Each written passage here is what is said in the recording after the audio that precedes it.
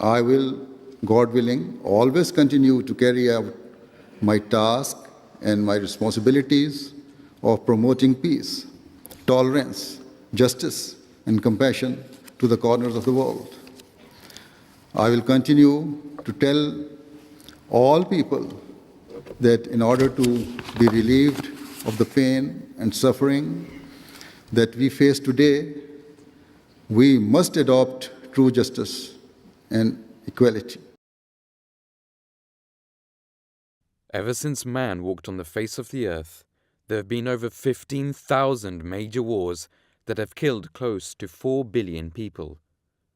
Though impossible to calculate accurately, it is estimated that since the beginning of our recorded history, the world has known only about 300 years of peace.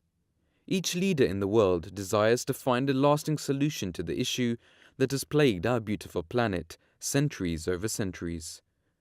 There have been many movements, conferences, organizations and NGOs all over the world that promote the idea of world peace, but peace on earth has continued to be just an aspiration. Khilafat-e-Ahmadiyya is the heavenly institution that was prophesied by the peace-loving Prophet Muhammad sallallahu alaihi wasallam. History has shown that whenever the world suffers disorder and injustice, a spiritually guided man stands up and advises the world on how to achieve peace through the heavenly teachings of Islam. Surur Ahmad was elected as the 5th successor of the promised Messiah alayhi salam. He began his efforts to work for world peace. The platform for peace was set in 2004 when Huzur launched the annual National Peace Symposium. 5 years later, the goal to attain peace was set even higher with the launch of the Ahmadiyya Muslim Prize for the Advancement of Peace in 2009. Huzur has fearlessly addressed the Islamic solution to peace around the world, from Canada to Australia, from Capitol Hill to the British House of Commons, from the European Parliament to the Montage in Beverly Hills, and from Nagoya, Japan to Valencia in Spain. His addresses have been received with warmth and admiration from all parts of the world. To this day, Huzur has visited numerous different countries and given lectures to promote peace. One of the momentous occasions was in May 2012, when Hazrat Khalifatul Masih V, may Allah be his helper, delivered the address about Islam's teachings of loyalty and love for one's nation at the German military headquarters. They are not used to listen to religious leaders about this topic. So, this was clearly shown that, this difficult task and topics which Huzur addressed over there, how a German Muslim serving in the army should behave when the German army is fighting against a Muslim country, for example. Very difficult questions, but very openly Huzur cleared this matter, and people were in a way fascinated.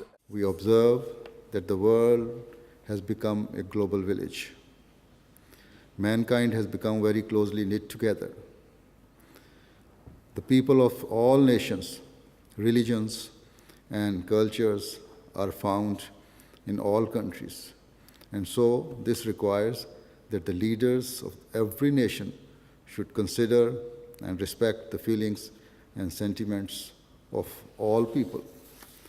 The leaders and their governments should strive to create laws that foster an environment and spirit of truth and justice, rather than making laws that are a means of causing distress and frustration to the people.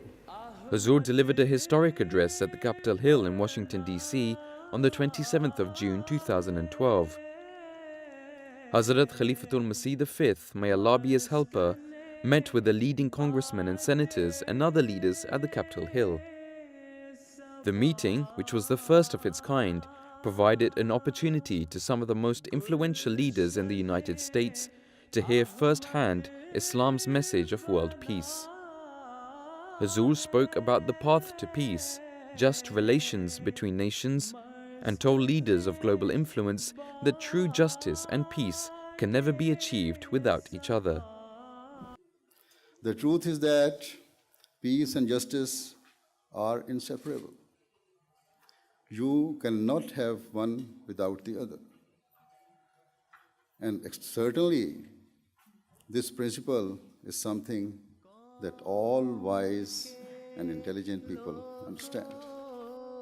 Brussels, a city that is known for its European Parliament building, this time hosted the Khalifa of Islam, Hazrat Mirza Masroor Ahmad.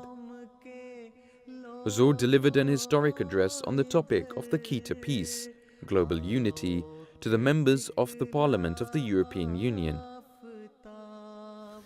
Another key principle Islam teaches is that in an effort to develop peace, it is necessary for all parties to never display any form of pride or arrogance.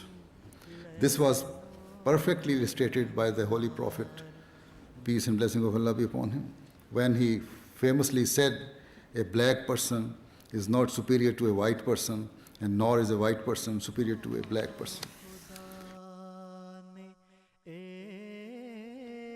On May the 11th, 2013, Huzur was welcomed by various leaders at the prestigious Montage Hotel in Beverly Hills, a venue famous for hosting heads of state and high-ranking political officials. Upon arrival, Huzur addressed about a dozen media outlets in a 30-minute press conference on a range of global issues. He then participated in a group meeting with prominent political officials that included Lieutenant Governor of California, Gavin Newsom, Chief of the Police for the City of Los Angeles, and 4 other elected members of Congress. Today, when we, the Ahmadiyya Muslim Jamaat, raise the slogan of love for all and hatred for none as a means to establish global peace, we do so directly in fulfillment of the teachings of the Holy Quran and the practice of the Holy Prophet, peace and blessing of Allah be upon him. After his visit to the United States, Huzur Anwar took the same message of peace to other world leaders. Hazrat Khalifatul Masih was benevolently welcomed to the New Zealand Parliament in the capital city, Wellington. Huzur addressed the members of the government in the Grand Hall of the Parliament House. Attending the event were members of Parliament, city councilmen, professors, police commissioners, and many foreign council members.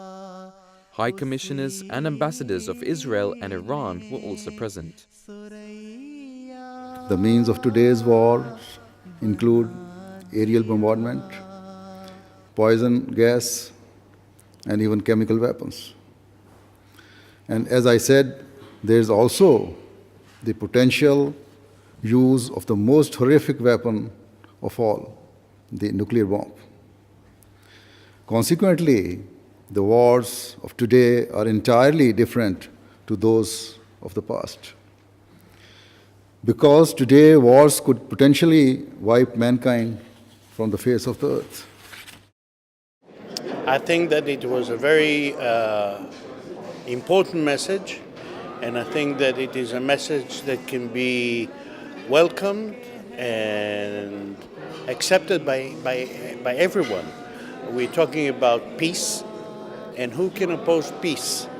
And I think that the message that he had spoken, the perspective that he has given is extremely important.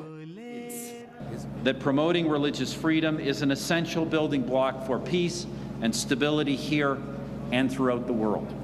In this, we are allied with His Holiness, a courageous champion of religious freedom and of peace. The huge respect we all have, for your work day by day in making a reality of peace and brotherhood across the communities in this country and across the world. Let us make this resolution to promote the message of peace and brotherhood, which is your message to mankind, that people of different religions should not quarrel and fight with each other, but should accept and tolerate and live together in that spirit of brotherhood and peace, which is the essence of your religion. Love for all, hatred for none.